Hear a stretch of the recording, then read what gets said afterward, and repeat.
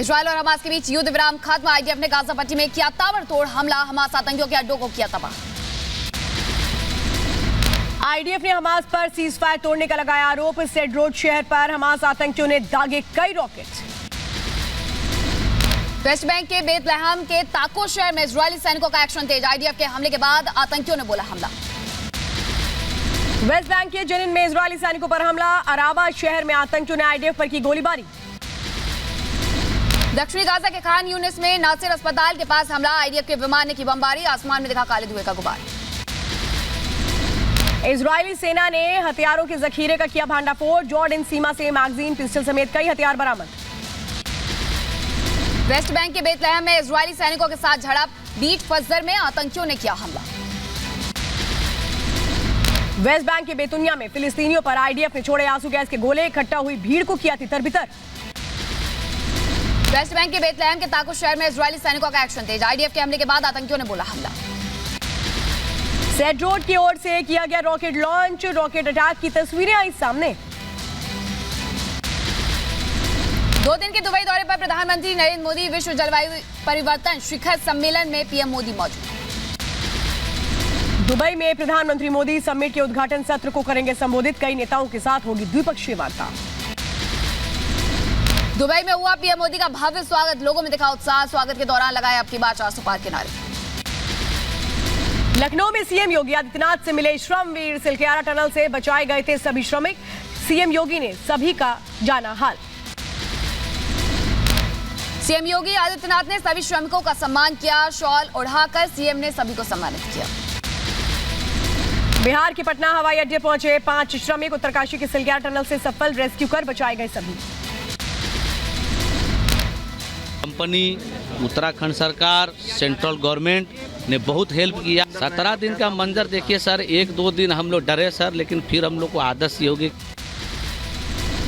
Republic Bharat के exit poll में मध्य प्रदेश में बीजेपी सरकार। बीजेपी को 118 से 130 सीटें मिलने का है अनुमान। कांग्रेस को 97 से 107 सीट मिलने के आसार। एमपी में बीजेपी को बम्पर वोट मिलने का अनुमान। एग्जिट पोल में बीजेपी को 43.4% वोट मिलने की संभावना, जबकि कांग्रेस के खाते में 41.7% वोट का अनुमान। अन्य के खाते में 14.9 वोट मिल सकते हैं प्रतिशत वोट। एग्जिट पोल के मध्य प्रदेश के मुख्यमंत्री शिवराज सिंह चौहान ने बताया सही। कहा बीजेपी मध्य प्रदेश में बहुमत से बनाएगी सरकार।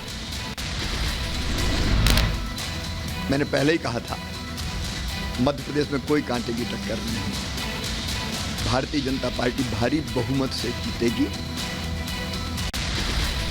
छत्तीसगढ़ में फिर लौट सकती है बघेल सरकार। रिपब्लिक भारत के एग्जिट पोल में कांग्रेस को 90 में 44 से 52 सीटें मिलने का अनुमान, तो बीजेपी को 34 से 42 सीटें संभव।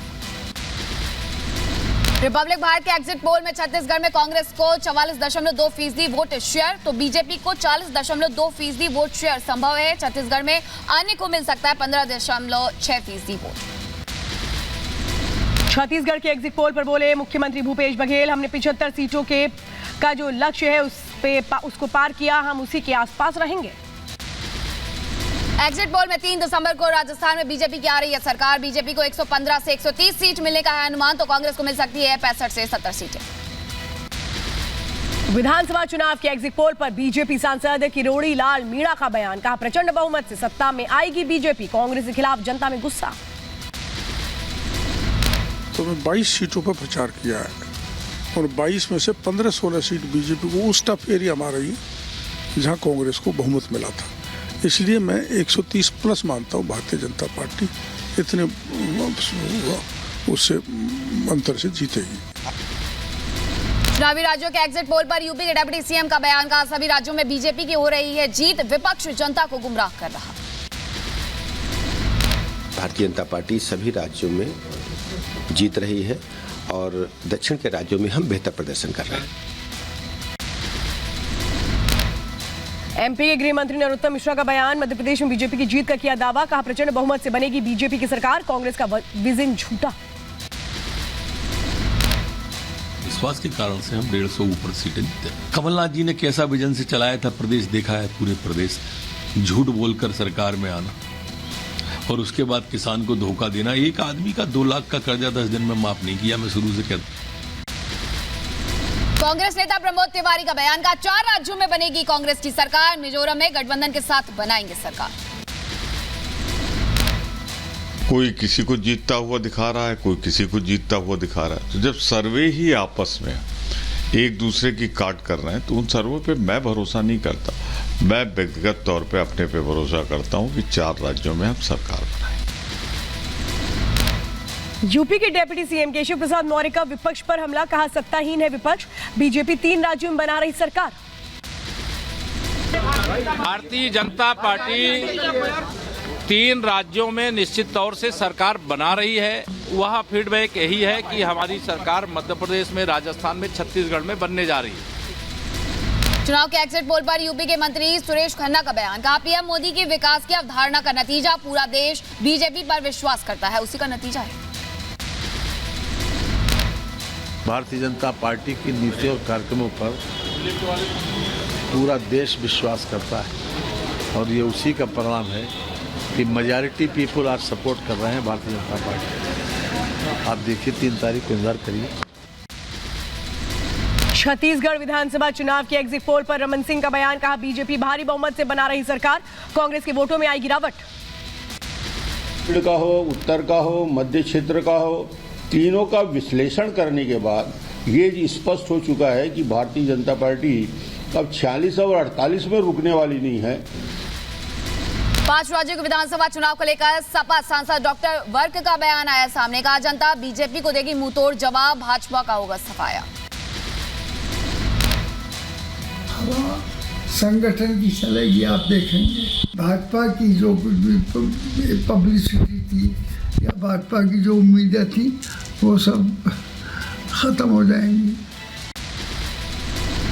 केंद्रीय मंत्री गिरिराज सिंह ने बिहार सरकार की मदरसों पर रोक लगाने की मांग की, कहा सीमांचल की हालत बेहद खराब। और इस अवैध को बंद करके वैध मदरसों में विज्ञान की पढ़ाई शुरू हो और अवैध को तत्काल बंद करें।